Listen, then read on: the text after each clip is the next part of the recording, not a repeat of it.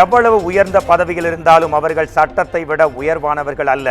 உச்சநீதிமன்றம் மீதான மாநிலங்களவை தலைவர் ஜக்தீப் தன்கரின் கருத்துக்கு முதலமைச்சர் ஸ்டாலின் தக்க பதிலடி.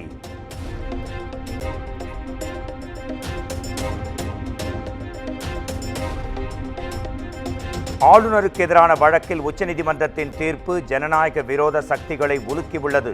மக்களால் தேர்ந்தெடுக்கப்பட்ட பிரதிநிதிகளை அரசை நடத்த வேண்டும் என்று முதலமைச்சர் கருத்து.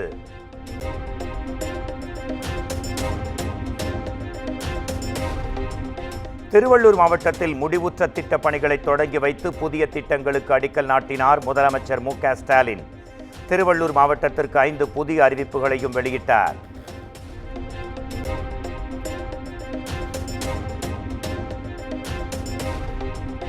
டெல்லியின் ஆதிக்கத்திற்கு தமிழ்நாடு அடிபணியாது என முதலமைச்சர் மு.க.ஸ்டாலின் திட்டவட்டம். நான் அழுகிறவன் அல்ல, ஊர்ந்து போய் யாரின் காலையும் பிடிப்பவன் அல்ல என்றும் ஆவேசம்.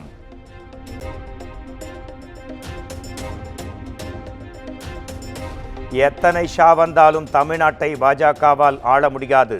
பரிவாரங்களுடன் வாருங்கள், ஒரு கை பார்ப்போம் என்றும் பாஜகவுக்கு முதலமைச்சர் சவால்.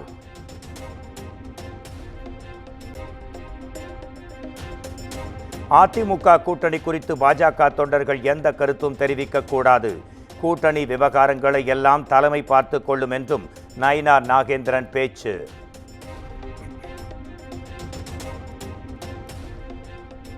தமிழ்நாட்டில் சிறந்த ஆட்சியை வழங்கியவர் எதிர்க்கட்சி தலைவர். எடப்பாடி பழனிசாமி பெயரை நேரடியாக குறிப்பிடாமல் புகழ்ந்த முன்னாள் அமைச்சர் செங்கோட்டையன்.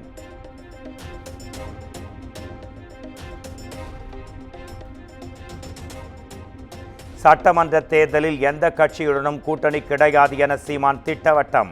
தேர்தல் ஆணையம் சின்னம் ஒதுக்கியதும் நாம் தமிழர் கட்சியின் வேட்பாளர் பட்டியல் வெளியாகும் என்றும் பேட்டி.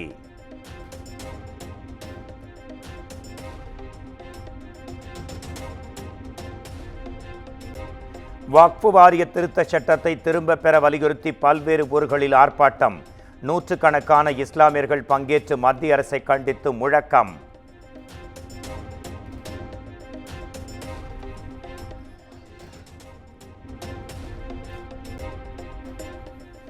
தமிழ்நாட்டில் வக்ஃபு திருத்த சட்டத்தை அமல்படுத்த மாட்டோம் என அறிவிக்க வேண்டும். முதலமைச்சருக்கு விடுதலை சிறுத்தைகள் கட்சித் தலைவர் திருமாவளவன் வேண்டுகோள்.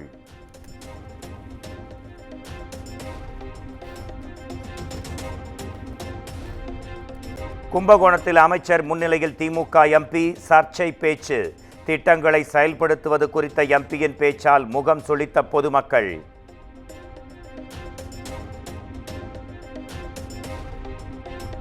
நியோமேக்ஸ் குழுமத்திற்கு சொந்தமான 600 கோடி ரூபாய் மதிப்புள்ள சொத்துகள் முடக்கம். பண மோசடி வழக்கில் அமலாக்கத்துறை அதிரடி நடவடிக்கை.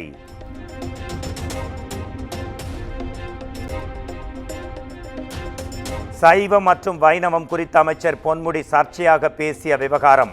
பொன்முடி மீது வழக்கு பதிவு செய்வது தொடர்பாக சட்ட நிபுணர்களுடன் காவல்துறை ஆலோசனை.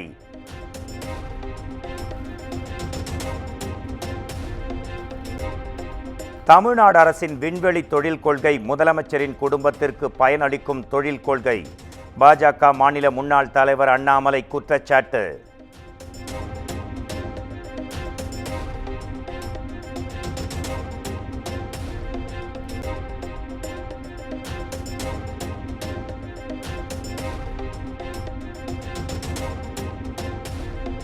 கல்லூரி மாணவர்கள் மோதலில் ஈடுபடுவதை தடுக்க சிறப்பு குழுவை அமைக்க வேண்டும்.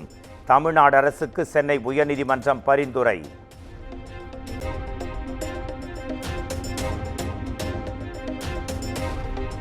தெலங்கானா மாநிலம் ஐதராபாத்தில் காற்றுடன் கூடிய கனமழை.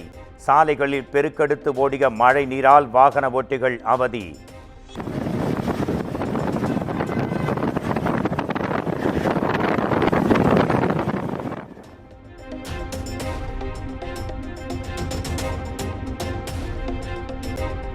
குறிப்பிட்ட கட்சியின் செய்தி தொடர்பாளராக மாநிலங்களவை தலைவர் இருக்க முடியாது.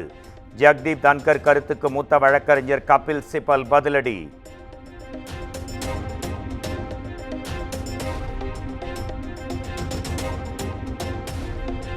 ஓபிசி சமூகத்தைச் சேர்ந்த மாணவர்கள் ஆசிரியர்களுடன் ராகுல் காந்தி கலந்துரையாடல். கல்வியில் சாதிய பாகுபாட்டை எதிர்கொள்வது துரதிர்ஷ்டவசமானது என்றும் கருத்து.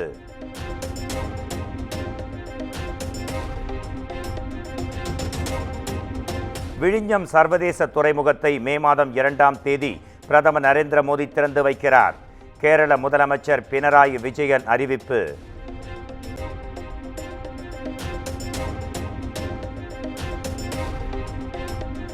மத்திய பிரதேசத்தில் அமலாக்கத்துறையை கண்டித்து இளைஞர் காங்கிரசார் போராட்டம். போராட்டக்காரர்களை தண்ணீரை பீச்சி அடித்து போலீசார் விரட்டியதால் பெரும் பரபரப்பு.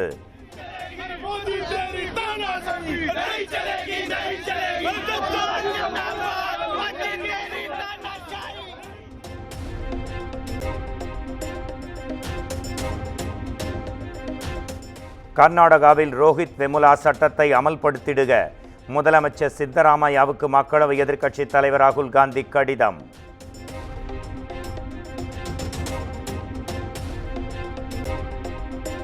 ராமேஸ்வரத்தில் TM டிரேடர்ஸ், KK டிரேடர்ஸ்க்கு தொடர்பு கொண்ட இடங்களில் அமலாக்கத்துறை சோதனை.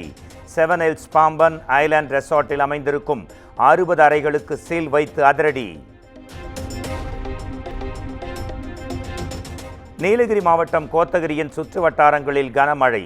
சேலம் மாவட்டம் ஏற்காட்டில் பொழிந்த மிதமான மழையால் சுற்றுலா பயணிகள் மகிழ்ச்சி.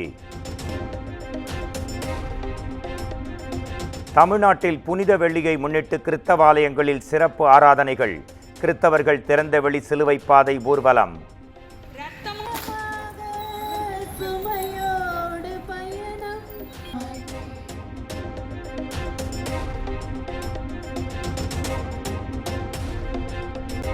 சங்கரன் கோவிலில் அமைச்சர் சிவசங்கர் பேருந்து சேவையை துவக்கி வழங்கிய லட்டை வாங்க பேருந்தின் பின்னால் ஓடிய சிறுவர்கள். அமைச்சர் ஏறிச் சென்ற பேருந்தின் பின்னால் சிறுவர்கள் லட்டுக்காக ஏங்கி ஓடிய நெஞ்சை உருக்கும் அதிர்ச்சி காட்சிகள்.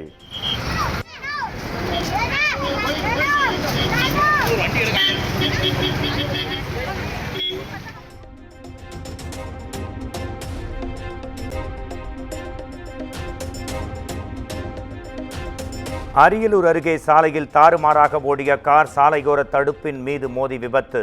காரின் டயர் வெடித்ததால் விபத்து நேரிட்ட நிலையில் 4 பேர் காயம்.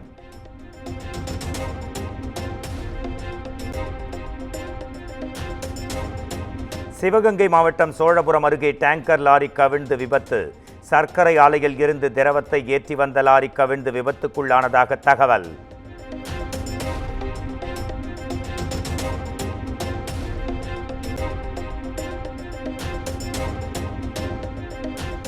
சத்தீஸ்கரில் 9 பெண்கள் உள்பட 22 நக்சல்கள் சரணடைந்தனர்.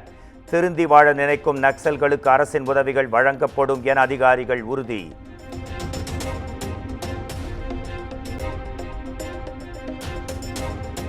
பெங்களூருவில் ரீல்ஸ் வீடியோ எடுக்க சாலையில் சேர் போட்டு அமர்ந்து தீ குடித்த இளைஞர். வீடியோ வைரலான நிலையில் இளைஞரை கைது செய்த காவல்துறை.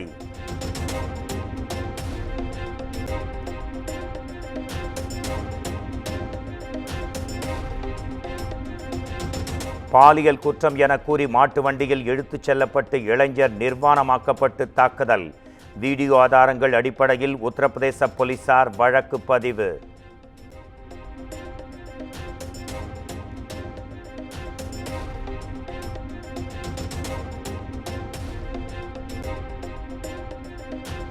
அமெரிக்காவுடன் தொழில்நுட்ப கூட்டாண்மையை மேம்படுத்த தயார். எலான் மஸ்க் உடனான தொலைபேசி உரையாடலில் பிரதமர் நரேந்திர மோடி பேச்சு.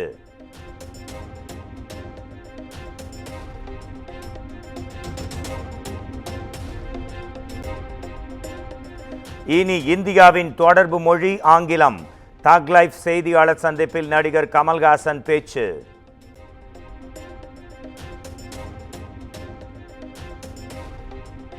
கார்த்திக் சுப்புராஜ் இயக்கத்தில் சூர்யா நடித்திருக்கும் ரெட்ரோ திரைப்படத்தின் ட்ரெய்லர் வெளியானது. சண்டை காட்சிகள் நிறைந்த ட்ரெய்லருக்கு ரசிகர்கள் வரவேற்பு.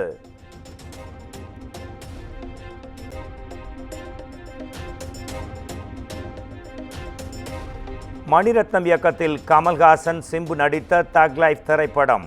படத்தின் ஜிங்குச்சா பாடல் யூடியூபில் வெளியானது.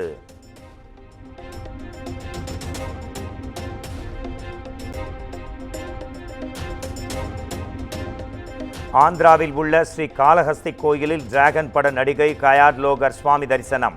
சிறப்பு பூஜையில் பங்கேற்று பசுக்களுக்கு உணவளித்து வழிபாடு.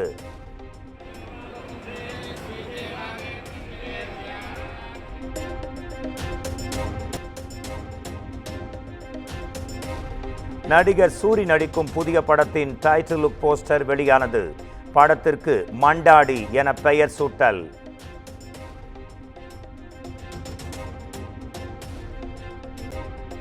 அருண்குமார் இயக்கத்தில் விக்ரம், துஷாரா விஜயன் நடித்த வீரதீர சூரன் திரைப்படம் ஏப்ரல் மாதம் 24ஆம் தேதி OTT தளத்தில் ரிலீஸ்.